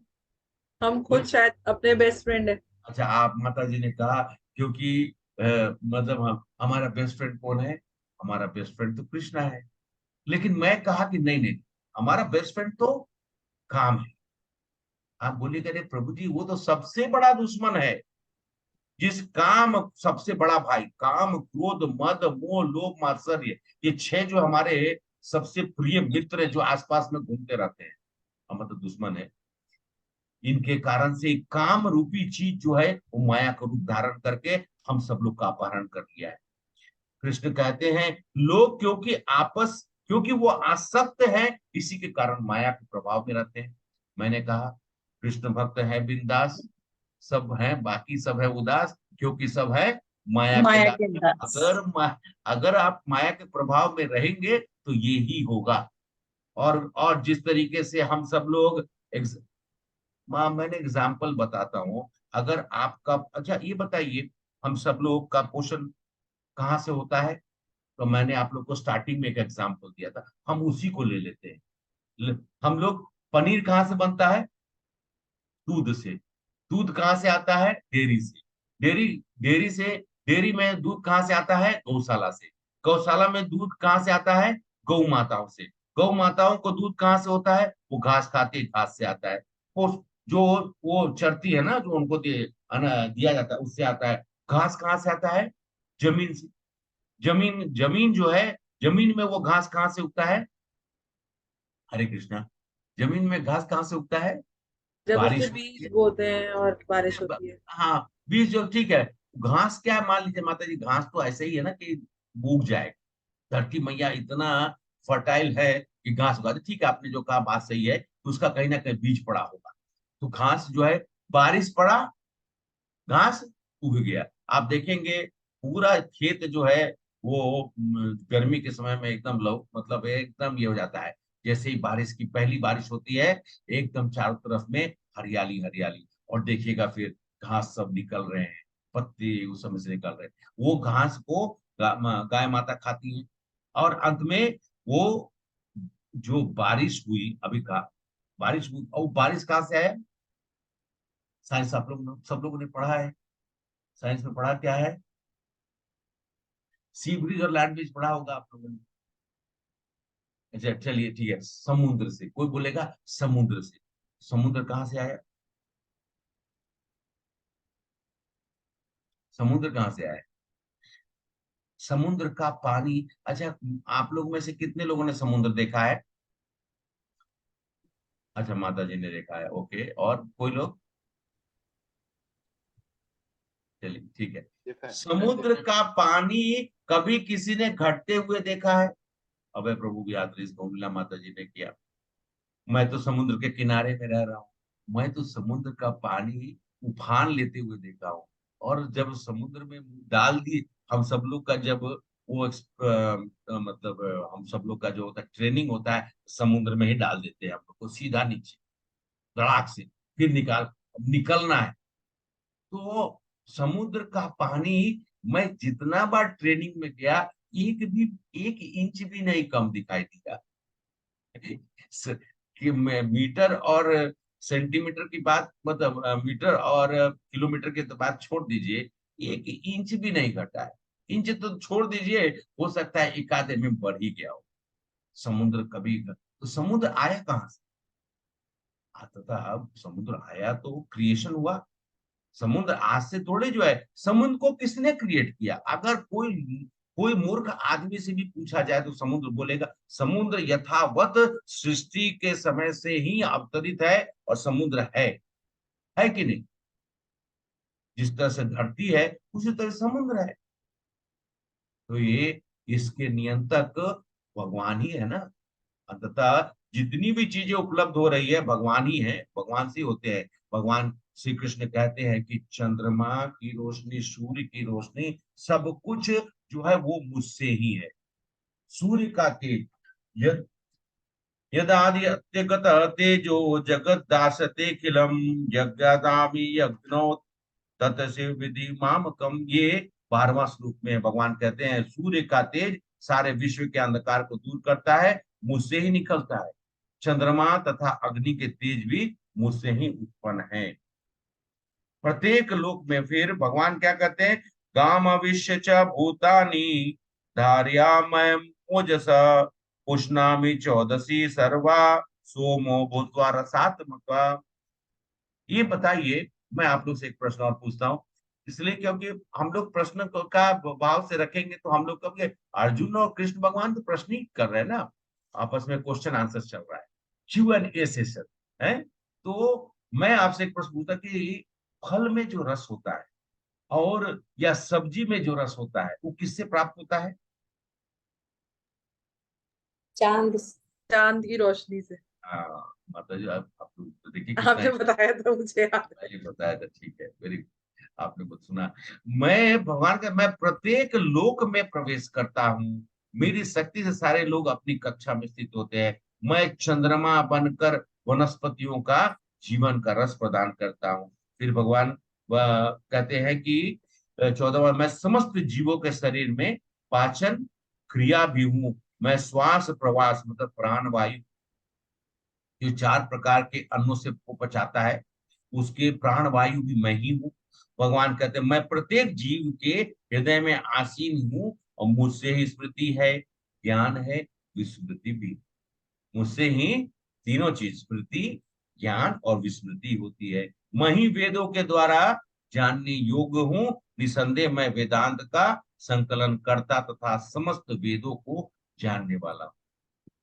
मैं ही, भगवान ही वेद है, भगवान ही वेदांत, निसंदेह वेदांत का, और भगवान ही उस वेद को संकलन किए हैं। और भगवान समस्त वेदों को जब उन्होंने संकलन किया तो वेद भी है, संकलन भी किए हैं, तो वेद को जानेंगे भी तो वही भगवान कहते हैं। द्वयमय पुरुषो लोके क्षर चराचर एव च क्षरा सर्वाणि भूतानि कूट अस्त अक्षर उच्यते। जीव 2 प्रकार के हैं, 2 प्रकार के भगवान बोलते हैं, ये श्लोक नंबर 16वां में है। जीव 2 प्रकार के हैं, और वो चर, क्षर और क्षर, अक्षर। क्षर कहाँ है, अक्षर कहाँ? भगवान कहते हैं भौतिक जगत में प्रत्येक व्यक्ति क्षर है, और आध्यात्मिक जगत में प्रत्येक व्यक्ति अक्षर है। अक्षर का मतलब अच्युत और च्युत। हम भगवान का नाम अच्युत भी है, जिसको कोई छू नहीं सकता, और उसी का अपोजिट जो है वो च्युत है, कि या उसको हम लोग क्षर बोलते हैं या उनको अक्षर बोलते हैं। भगवान निसंदेह वेदांत स्वरूप, भगवान समस्त उद्भावों के स्रोत होने के कारण उन्होंने विचारधारा को व्यक्त किया है। और अतः हम कहते हैं उत्तमम पुरुष सत्वान परमा दुहाकृत योगो लोकत्रम विश्य विभर्तवया ईश्वर। कहते हैं इन दोनों के अतिरिक्त एक परम पुरुष परमात्मा है, जो साक्षात अविनाशी भगवान है, जो तीनों लोक में प्रवेश करके उनका पालन कर रहा है, कर रहे हैं भगवान, भगवान कर रहे हैं। तो कठोपनिषद में कहते हैं, श्वेत स्वरूप उपनिषद, ये जितने भी उपनिषद, अच्छा उपनिषद कितने हैं किसी को मालूम है? हमारे वेद कितने हैं मैंने बताया था, वेद एक है, लेकिन बाद में वेद सबसे पुराना वेद कौन है? गूगल अंकल को मैंने गलत बताकर आप लोग को बताया था, सबसे पुराना मतलब सबसे पुरानी वेद कौन है? यजुर्वेद, ठीक है कंचन माता जी, यजुर्वेद आपने बोला। और ऋग्वेद सबसे बड़ी वेद है, फिर साम, अथर्व और गरुड़ जी के पंख जो है भगवान, आप लोग जब कार में जाते हैं तो क्या ऑन करते हैं? एसी छोड़ दीजिए, एसी तो ऑन कर लेते हैं, कार में जाने के बाद क्या ऑन करते हैं? म्यूजिक सिस्टम ऑन करते हैं कि नहीं? है कोई इसमें कोई ऐसा है नहीं, सब लोग कर लेते हैं। हम लोग कीर्तन लगा देते हैं, ठीक है, आप लोग भी कीर्तन ही लगा देते हो, चाहे जो भी है। भगवान अगर, भगवान को कीर्तन पसंद नहीं है क्या? भगवान को बहुत पसंद।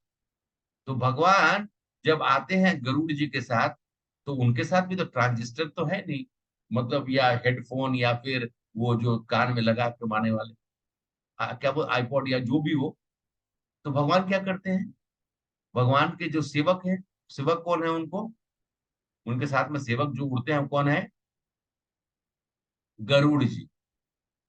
गरुड़ जी का जो पंख है उसमें से क्या निकलता है? अच्छा चलिए ठीक है, ज्यादा समय नहीं कर लेते हो। वेद। हैं? वेद। वेदों की ध्वनि निकल। अब वेदों की ध्वनि नहीं, हाँ वेदों की ध्वनि सही बोला आपने, साम वेद निकलता है। साम वेद याद रखिएगा कि हमारे गरुड़ जी के जो पंख है भगवान को सुनाते हुए साम वेद। साम वेद जो है ध्वनि का है, और उसमें कहा जाता है कि जो ध्वनि से जो होता है भगवान के कर्ण के ऊपर उनको सुनाई देती है, तो भगवान उसका आनंद लेते हैं। भगवान कहते हैं कि अंत में जो 19वां श्लोक है, यो माम एवं असमूढ़ जानाति पुरुष उत्तम, सर्व सर्ववित भजति माम सर्वभावेन भारत। इसके बाद एक लास्ट श्लोक है 20वां, जिसमें हम सब लोग 20वां श्लोक मैं आप लोग में से किसी एक व्यक्ति को कहूंगा, आप लोग पढ़कर उसका तात्पर्य। जो भगवान क्या कहते हैं 19वें श्लोक में, कि जो कोई भी मुझे संशय रहित, मतलब उनको मेरे प्रति संशय ना हो, होकर पुरुषोत्तम भगवान के रूप में जानता है, वो सब कुछ जानने वाला है। अतएव हे भरत पुत्र, वो व्यक्ति मेरी पूर्ण भक्ति में रत रहता, मतलब पूर्ण भक्ति में वो संलग्न रहता। फिर से सुन लीजिएगा एक बार लास्ट। जो कोई मुझे, मतलब यो मामेव समूढ़ो जानाति पुरुष उत्तम, जो मुझे पुरुषोत्तम भगवान मानता है वो सब कुछ जानने वाला है। भगवान को जो जान गया पुरुषोत्तम, वो सब कुछ जान रहा है। और अंत में हे भरत पुत्र, वो व्यक्ति मेरी पूर्ण भक्ति में रत रहता है। और अंततः भगवान अब लास्ट में बोलते हैं अब बोलते हैं कि भाई ज्ञान है ना वैदिक शास्त्रों का सर्वाधिक गुप्त अंश है। इति गुह्यतम शास्त्रम इदम उक्तम मया गण, क्या बोलते हैं भगवान? इति गुह्यतम शास्त्रम इदम उक्तम मया गण, एतत् बुद्ध्वा बुद्धिमान सयात कृत्य कृत्य च भारत। बोलते हैं भगवान, हे अनग, ये वैदिक शास्त्रों का सर्वाधिक गुप्त अंश है, जिसे मैंने अब प्रकट किया है। जो कोई इसे समझता है वह बुद्धिमान हो जाएगा, और उस और पूर्ण प्रयास करेगा। क्या प्रयास करेगा? उसके प्रयास पूर्ण हो जाएंगे। क्या किस प्रयास के बारे में भगवान कह रहे हैं? कोई कौन पढ़ेगा? उसके उस भगवान के इस पूर्ण प्रयास को समझ पाएगा। ठीक है, जल्दी से कोई बोलिए, और 2-3 मिनट के अंदर हम लोग उसको समाप्त कर देते हैं।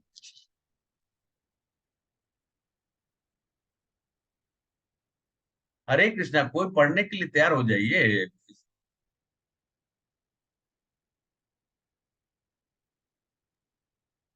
अभय प्रभु चलिए पढ़िए, आप ही पढ़िए। भगवान ने यहाँ स्पष्ट किया है, यही सारे शास्त्रों का सार है। और भगवान ने इसे जिस रूप में कहा है उसे उसी रूप में समझा जाना चाहिए।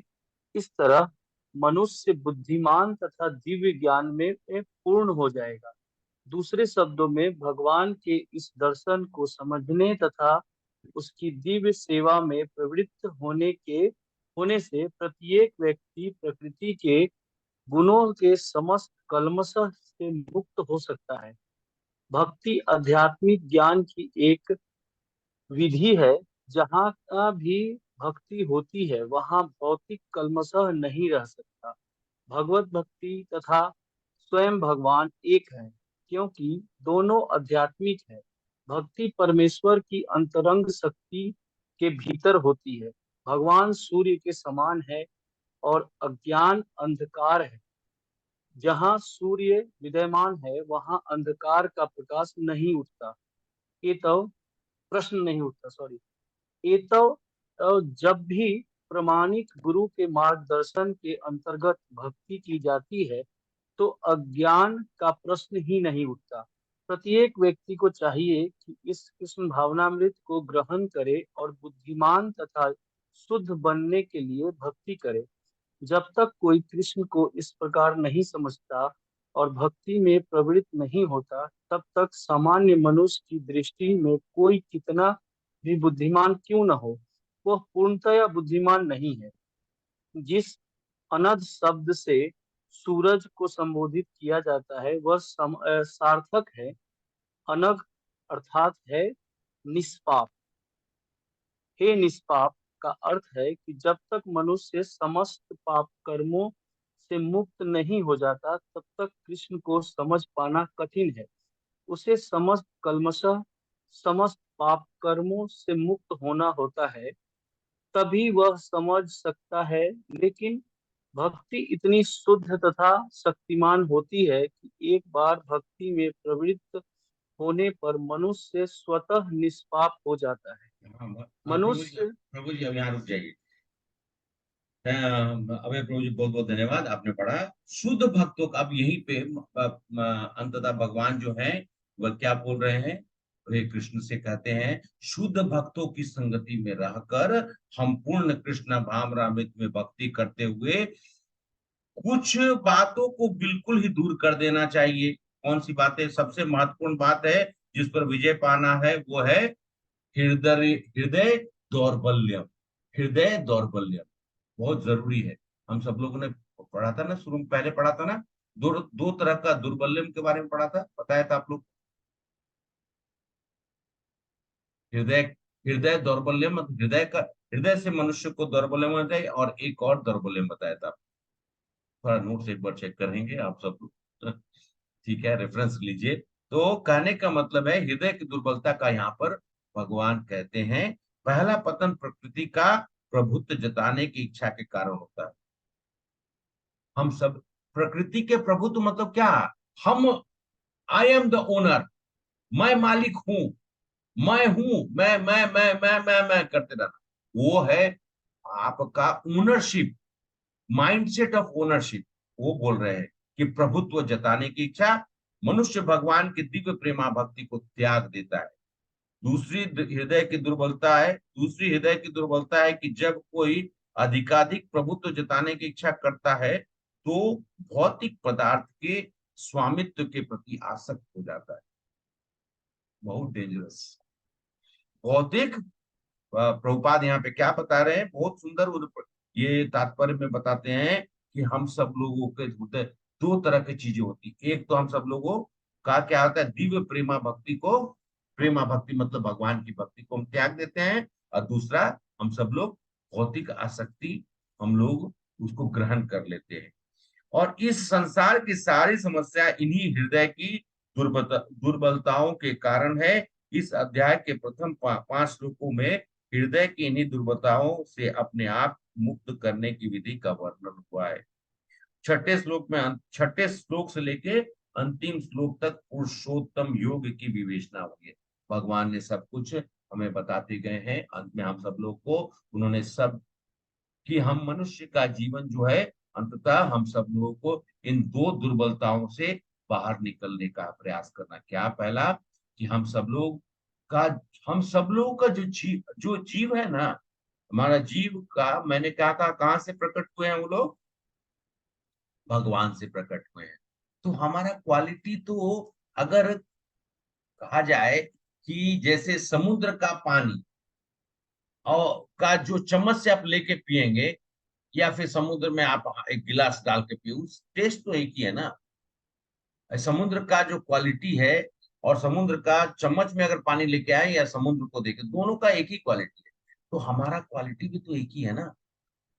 हम सब लोग शुरू से ही कृष्ण भक्त हैं।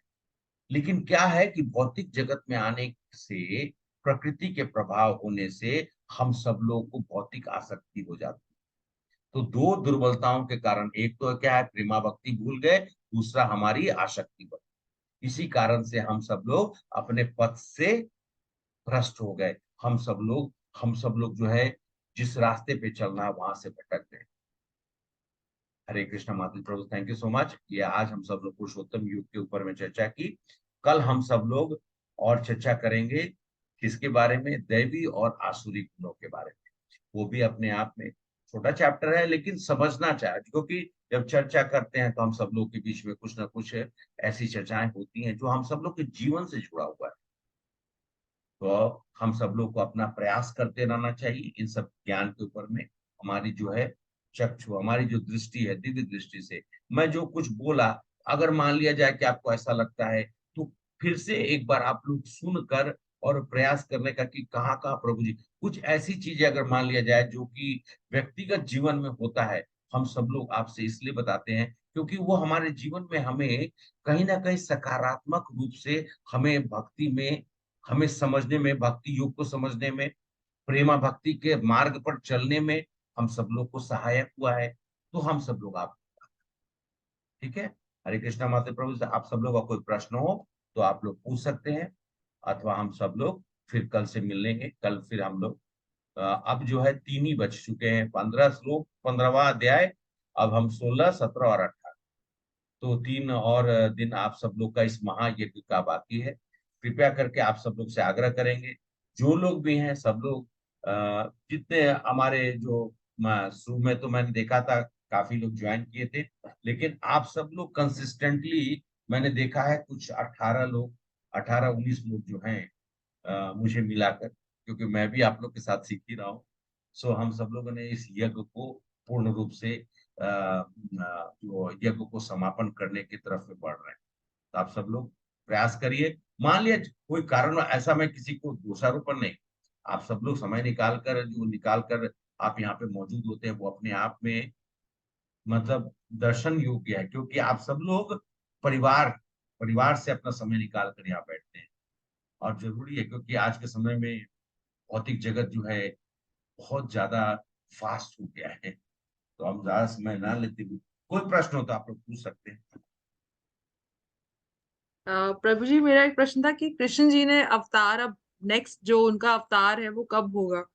हाँ, कृष्ण भगवान का कृष्ण अवतार माता जी, जैसे पहला चीज है तो कृष्ण अवतार नहीं, कृष्ण अवतार है, मतलब उनसे ही सब अवतार प्रकट हुए हैं।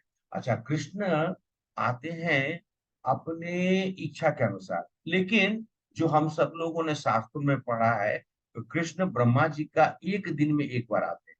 और हम सब लोग की आसमा माता जी, सब हम सब लोग, सरोज माता जी, कंचन माता जी, जितने भी यहाँ पे उपस्थित हैं, प्रीति माता जी, संस्कृति माता जी, प्रभु लोग जो हैं, राकेश प्रभु और सब लोग, हम सब लोग बड़े भाग्यशाली हैं कि हम लोग उनके जिस 5000 साल पहले कृष्ण प्रकट हुए थे। तो ये जो युग, अब होता क्या है कि युग युग दर युग बदल, जैसे मैंने कहा था, एक कल्प के बाद संध्या काल आएगा। तो संध्या काल आएगा मतलब उस समय में ब्रह्मा जी, जब ब्रह्मा जी का जो दूसरा कल्प आएगा, दूसरा कल्प में अलग मनु होंगे। तो ब्रह्मा जी का एक दिन जो होता है 12 घंटे में, वो 14 कल्प मतलब 71 दिव्य युग, उसमें से मल्टीप्लाई करेंगे 4,32,000, मैंने बताया था आपको।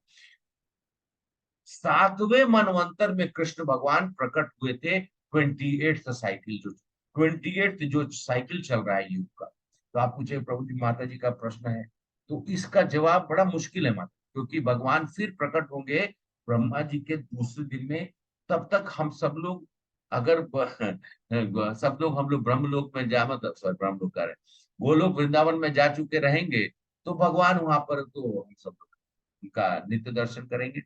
और भगवान का दर्शन वहां पर 100% सब लोग, हमें हर दिन हर समय में होते रहता है, क्योंकि वहां पे सब लोग कृष्ण की सेवा इसलिए कृष्ण का धरती लोक पे प्राकट्य जो है वो मतलब जैसे मैंने कहा कि ब्रह्मा जी के एक दिन में एक बार होता है। तो आप ऐसा मान के चलिए कि ये 28 साइकिल अभी जैसे माने है 28 साइकिल सेवंथ मनवंतर। तो अगला जो कल्प होगा उसका सातवां जो मनु आए मतलब सातवां जो मनु आएंगे, सॉरी, जो अगला कल्प में अच्छा एक कल्प में मैंने कितना बोला मनु होंगे एक कल्प पे? ब्रह्मा जी का एक दिन कितने कल्प? 14। मैं इधर ही हूँ, जल्दी अच्छा खाओ। 14। जाना है नहीं तो हाँ दूसरा। 14। हाँ ओके। माता जी 14। तो 14 वो मनु होंगे। तो उस मनु में से सातवें मनु का पीरियड में 71 दिवयुग है। 71 में 28 नंबर का जो युग होगा उस युग में भगवान का प्रकट होगा। उसी तरीके से अगला जो एक कल्प आएगा मतलब ब्रह्मा जी का अगला एक दिन आएगा उसमें में भी सातवें मनवंतर में फिर 28 साइकिल आएगा। तो तब जाके भगवान का फिर प्रकट होगा। तो अभी काफी लंबी चौड़ी चलेगी। अभी हम सब लोग का नेक्स्ट भगवान का जो है वो मान लिया जाए कि कलयुग के अंततः में मतलब अब बहुत समय है। तो उस समय में कल की अवतार है और उसके बाद तो फिर जो है ये 4 युगों का इसको चतुर्युग बोला जाता है ना, ये समापन होगा। फिर सतयुग का प्रारंभ होगा। ये साइकिल चलता रहता है दर बदर। अब देखिए ना 4,32,000 साल की बात कर रहे हैं। सतयुग 4 into 4,32,000। त्रेता युग 3 into 4,32,000, 16,000, रफली 16,000 कुछ है। थर्ड है तो 12 लाख साल, 16 लाख। उसके बाद 8 मल्टीप्लाइड में द्वापर में 2, तो द्वापर में 432 मल्टीप्लाइड बाई 2 मतलब 8,64,000 और उसके बाद 4,32,000। तो अगर इस सबको कंबाइन करके देखेंगे तो लंबी एक अवधि है। इस लंबी अवधि में एक जो है वो युगों का युगांतर भी होता है। तो उस तरीके से संध्या काल होता है फिर युग का प्रकट होता है। तो ये चलती रहती है। लेकिन हम सब लोगों को सबसे इम्पोर्टेंट है कि ये युग में हम सब लोग जो हैं 10,000 साल का जो भगवान ने हमें दे रखा है हम सब लोग को अब नहीं चाहिए। हम सब लोग यहाँ का जो ब्रह्मा जी देखें अपना काम, हम सब लोग चले गोलोक वृंदावन, ऐसा सोच लेने का है। ठीक है, वापिस नहीं आने का। और वहां पे ना आपके लिए बहुत अच्छा अच्छा घर बना हुआ है। आप चिंता ना करें, वहां पर रेंटेड एकोमोडेशन नहीं। वहां परमानेंट एकोमोडेशन है। ठीक है, और कोई किसी का प्रश्न है? धन्यवाद प्रभु जी। हरे कृष्णा माता जी। हरे कृष्ण। धन्यवाद। कम से कम कोई प्रश्न पूछिए। मैं हो सकता है कि अगर बोलने के दरमियान में क्योंकि आप लोग प्रश्न पूछेंगे तभी मुझे लगेगा कि मैं कुछ आप सब लोग तक संदेश पहुंचा पा रहा हूँ गीता का। आप लोगों का नहीं, आप लोग अपना भी कुछ रिफ्लेक्शन दीजिए। आप लोग का कि भाई मैं जो बोल रहा हूँ क्या मैं जो ज्यादा बोल रहा हूँ या फिर कम बोल रहा हूँ या फिर आप लोगों का स्पीड जो है वो ज्यादा स्पीड से बोल रहा हूँ। आप लोग को कैसे ये महसूस अगर हो रहा है क्योंकि अब ज्यादा समय नहीं बचा, आप लोगों ने कभी कुछ बोला ही नहीं।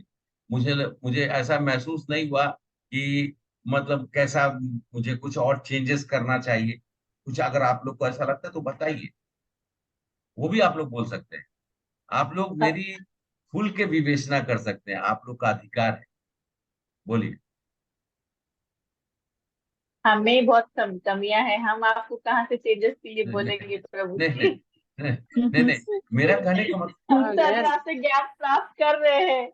नहीं नहीं, मैं ये बोलना चाह रहा हूँ कि अगर आप लोगों को कुछ ऐसा महसूस होता है कि नहीं मतलब प्रभु जी को कुछ ऐसा बोलना है तो वो भी आप लोग बता सकते हैं। मतलब मेरे मेरे मान लीजिए कि हरे कृष्णा। हाँ, तो मतलब कि मेरा कहने का मतलब है कि अगर भाषा में कहीं पे कोई दिक्कत हो रही हो या कुछ ऐसे शब्दों का मैं प्रयोग कर रहा हूँ जिसको कि हमें मूल रूप से ना करते हुए उसको मीनिंग समझाना है तो वो भी आप लोग बता सकते हैं। देखिए श्लोक पढ़ने का टाइम ज्यादा नहीं मिल पाता क्योंकि मैं अगर ये नहीं बोलूंगा तो एग्जाम्पल्स नहीं देंगे आप लोगों को अगर, और जोड़ेंगे नहीं तो फिर समझ, जैसे कुछ कुछ जो मैं बोलता हूँ 3-3 4-4 एग्जाम्पल देता हूँ या फिर अपने जीवन से कुछ ऐसा जोड़ बताता हूँ उससे आप लोगों को भी याद रखने की मतलब आप लोग को याद रहेगा क्योंकि वो सब जो है प्रभु जी ने ऐसा बताया था। ठीक है, तो उससे क्या होता है कि एक जो गीता में वो चीज तो नहीं दी हुई है, लेकिन उसको जोड़कर भगवान की जो हम वाणी है उसको मैं समझा सकता हूँ, तो उसका मैं प्रयोग करता हूँ। जी ठीक है माता जी, आप सब लोग अगर अभी मैं आप लोग से फिर से आग्रह करूंगा, आप लोग का बहुत आशीर्वाद है मैं इतना ही मान सकता हूँ।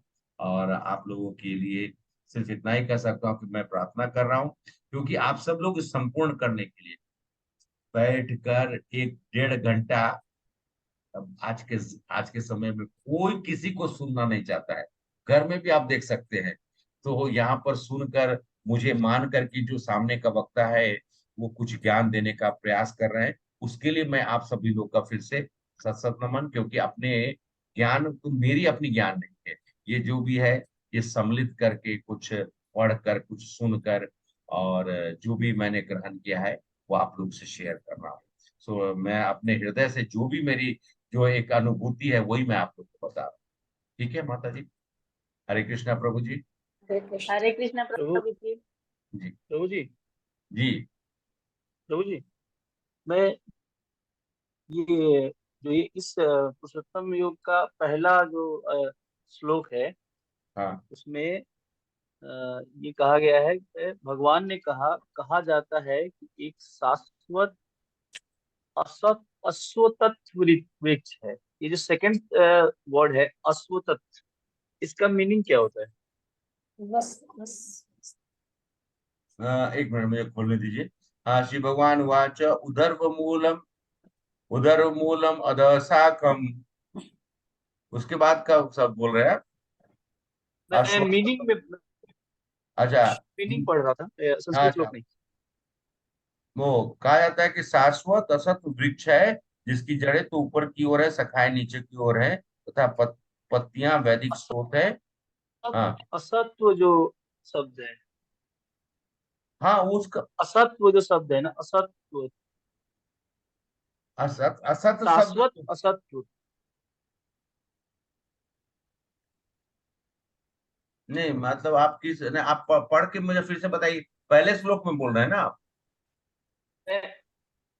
हाँ, पहले श्लोक में कहा जाता है कि एक शाश्वत अश्वत्थ वृक्ष है।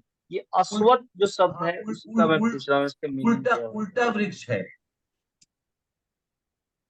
अच्छा अच्छा हाँ, वो अच्छा, वृक्ष, ठीक ठीक। अश्वत्थ किसको, उल्टा वृक्ष जिसका जड़ ऊपर और सब कुछ नीचे। अच्छा अच्छा, सॉरी, मैं वो नहीं समझ पा रहा था आप पूछने का। वो रिवर्स, ठीक है। रिवर्स पेड़ को अश्वत्थ में बोला था। हाँ, ठीक है, अच्छा अच्छा अच्छा, ठीक है। उल्टे वृक्ष को वही मैं बोला जा रहा मैं पढ़ रहा था पहले, तो वर्ड समझ में नहीं आया था। है। नहीं, ठीक है प्रभु, वो मैंने जो बताया था। ये हाँ, बोलिए। हम्म। ये कह रहा हूँ, ये बहुत पहले मैंने एक मूवी में देखा था कि ये एक इंग्लिश मूवी में ये बताया जा रहा था कि दुनियाओं को मतलब जोड़ने के लिए एक वृक्ष का ये है। तो ये पढ़ के मेरे को ये हुआ कि वहाँ वो रेफरेंस यहाँ से लिया गया है। ठीक ठीक। ये वही मेरे को समझ में नहीं आया था कि ये हाँ, उल्टा जो लिखा हुआ है ना, ये वही नहीं उसका समझ में आया शब्द, था, लेकिन अच्छा। हाँ, शब्द प्रयोग किया गया है, रिवर्स ट्री को, रिवर्स अशत को बोला। ठीक है, ओके प्रभु जी, हरे ठीक है, कृष्णा, थैंक यू थैंक प्रभु, thank you. Okay, Hare Krishna. Hare Krishna प्रभु जी, हरे दंडवत प्रणाम। कृष्णा माता प्रभु जी। जी, हरे कृष्णा। राकेश प्रभु जी, हरे कृष्णा। हरे कृष्णा, हरे कृष्णा। आप आप यहाँ पर, मुझे मैंने आपको ध्यान नहीं दिया था, तो आप अपना आशीर्वाद बनाए रखें हम सब लोग के ऊपर। हरे और कृष्णा प्रभु जी। हरे कृष्णा माता जी। हरे कृष्णा। तो मैं यहाँ सत्र को समाप्त करता हूँ, और अगला सेशन कल हम लोग फिर मिलेंगे। शनिवार इतवार का दिन तो थोड़ा सा हम लोग के लिए विशेष रहता है, मेरी भी छुट्टी रहती है, तो मैं पूर्ण प्रयास करूंगा कि कल दैवी और आसुरी शक्ति के ऊपर में हम सब लोग चर्चा करेंगे। ठीक है, धन्यवाद। श्री प्रभुपाद की जय, भगवत गीता की जय। जय। जय। जय। हरे कृष्ण।